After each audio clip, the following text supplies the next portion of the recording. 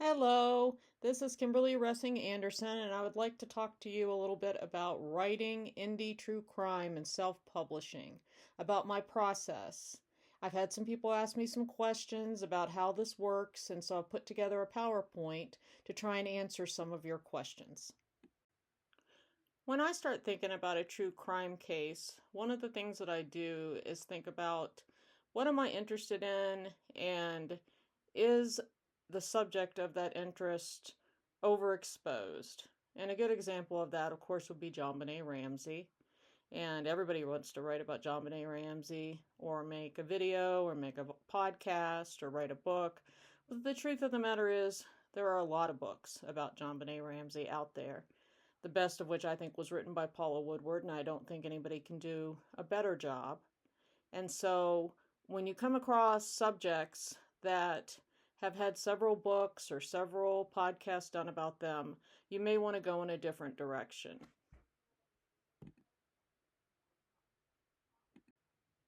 When you settle on your subject matter, you're going to want to ask yourself some questions because you're going to have to research the case. So are victims available and are they alive? And is the case opened or is it closed? And the reason that matters is if the case is open, you're not going to be able to file a FOIA, which is a Freedom of Information Act request for any records on an open case. So it makes it more difficult. Are you going to have witnesses available to do interviews? Are you going to be able to get court transcripts? And again, the answer to that question has a lot to do with whether or not the case is open or the case is closed. Is it a cold case? Are there already, again, podcasts, documentaries made about it? Is there trial coverage? Can you get a set of tapes from Court TV or from a victim's family? These are things that you have to think about when you're deciding whether or not there will be enough information that is available.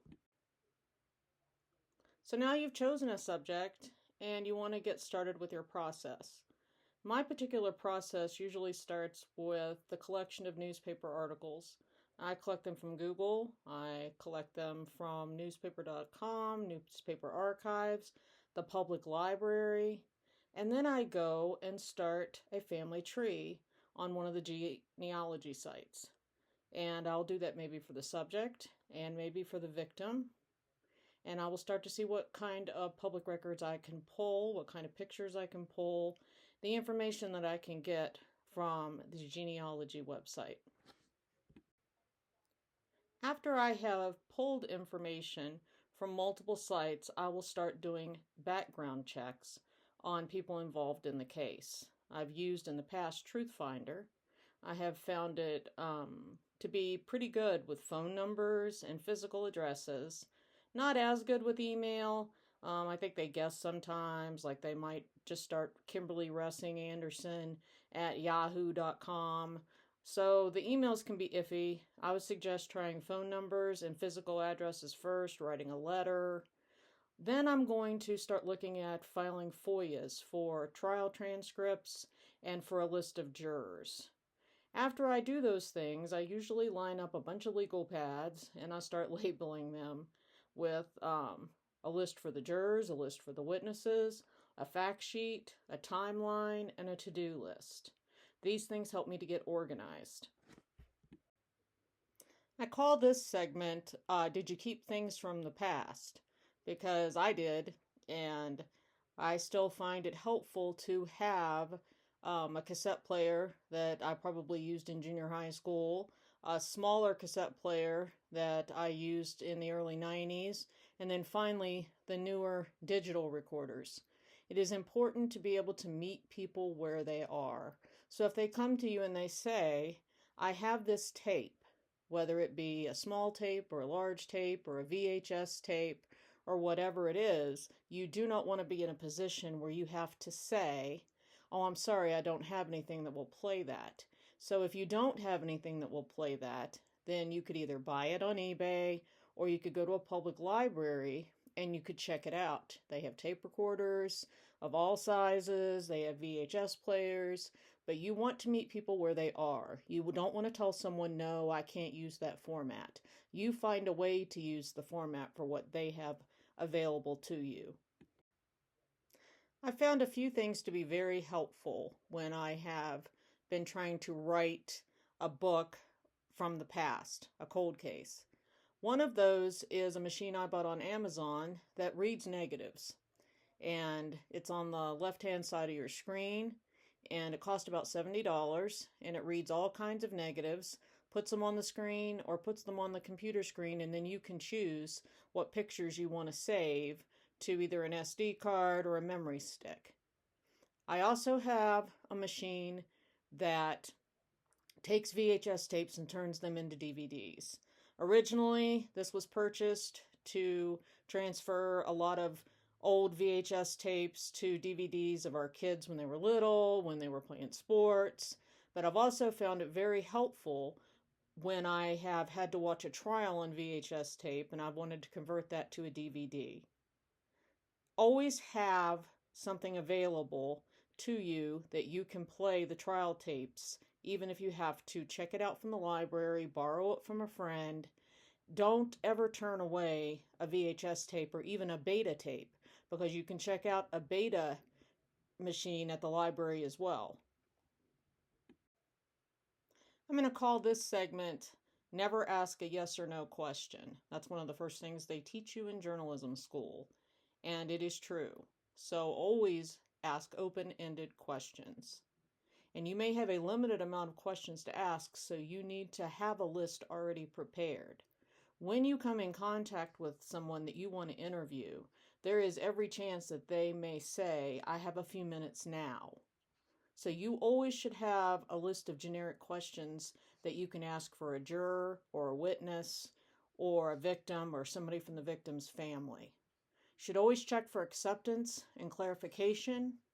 Should always ask if you can contact them in some way with follow-up questions. And again, you should always ask open-ended questions. And this is another example of you need to meet people where they are. If they want to interview with you in person, that's great. A lot of people don't. A lot of people want to use the phone. If they want to do Zoom or Microsoft Teams, FaceTime, text. I've even done interviews over Facebook messaging, one question a day for 7 days. You have to meet people where they are, especially when they are the victim of a crime, because it's very hard for them to relive these experiences, and we have to respect their wishes if they don't want to meet in person and if they don't want to talk to you directly on the phone. So let's talk a little bit about immersion in photography. You can have your own camera and your own movie camera. I do. They're not complicated. I use auto to focus. My husband has a better camera. If I need better shots, he's more apt at taking pictures. But you have to make sure that you either have taken the picture or that you own the picture. So if you don't own the picture, you need permission to print the picture in your book. You need a photo release. You can get a copy of a photo release online. You don't need to pay anybody to do it. But if you're going to print pictures that have been taken by another person, then you need to get a photo release from them. Even pictures that are in the newspaper. Can't just credit the photographer. You have to actually get a photo release. Now, if a picture's been taken in court and published to the jury, then it becomes part of the public record and you can use that. Or you can take pictures of your own if you are able to travel to the area that you're writing about and take those pictures yourself. That's actually the easiest way to do things. I actually decided to hire an online firm, Just Answer, to help me because I wasn't proficient in copyright law. And it was, I think, $49.99 a month, $5 a question. You got the first 5 questions free and like $2 a form. So I found that to be pretty cost effective to get me through the first book. I saved all the responses, I saved all the forms, and I learned a lot. So for example, you can't just take a photo from a yearbook. The yearbook has to be 100 years old before you can publish a picture without permission. So you need to keep these things in mind when you are deciding what pictures you want to use in your book. This is actually the part of the book I can't really help you with. It's the writing part, and you have to do that on your own. I would suggest starting with an outline. You do need to have an editor. Using Grammarly is not enough. You need to have somebody look over your work. You can hire somebody online. There's lots of services that will do covers and will do editing for a fraction of the cost of what it would cost you if you had a literary agent and you were going through a big publishing house. So I suggest that if you don't have somebody around that can edit your work, that you hire someone that does this maybe as a side gig. Here's where the actual self-publishing part starts. You're going to need some software. I use Vellum. It's about a $350 investment, but you can use it over and over again, and it has updates, and I've been very happy with it. You can also read some books. I read the two that are on the screen now. I would say the smaller one, the Kindle Self-Publishing for Beginners, was the book that helped me the most. Vellum is software that helps you develop what you've written in Word into a paperback or a hardback, an ebook. And then once you've done those things, then you can go through another service called ACX for an audiobook. But it will walk you through it, and it is not difficult. It is an easier type of software. This will allow you to publish at Amazon, Barnes & Noble, Kobo, Google Play, and then after you have published at Amazon, you can go through ACX to hire a narrator or narrate yourself for Audible. You can do a lot of things on your own. I do almost everything on my own. I do the cover creation through Fiverr. I don't know whether it's Fever or Fiverr. They have people there that for about $50 will take your idea and turn it into a cover. If you're not happy with it, they'll go back and try again. I found that to be very effective with the last true crime book that I wrote, Wild Animal. And they work with Amazon, Barnes & Noble, Kobo, Google Play, and Audible. I also created my own business cards on Vistaprint, and I made sure that I had a QR code put on the back so that people can easily just scan that and open my website up right there on their phone. I created my website on GoDaddy, and I don't think that it was difficult. You're not going to want a website for every book. It's too expensive. It's better to have one website that encompasses all of your work. And then, of course, as I mentioned in the last slide, once you get your book published on Amazon, you can then claim your title on ACX and make an audio version. And I always hire a narrator because of that lovely twang in my voice. But you can narrate yourself if you feel comfortable doing that, or you can have auditions. Sometimes you'll have 10 people audition, sometimes it'll be 30, and you can choose the narrator that you want to work with and then split the proceeds with them of your Audible sales. Before my last true crime book, I had always hired a person, an illustrator that I knew, to create a cover. And I would give them a basic idea of what I was looking for, and then we would go back and forth.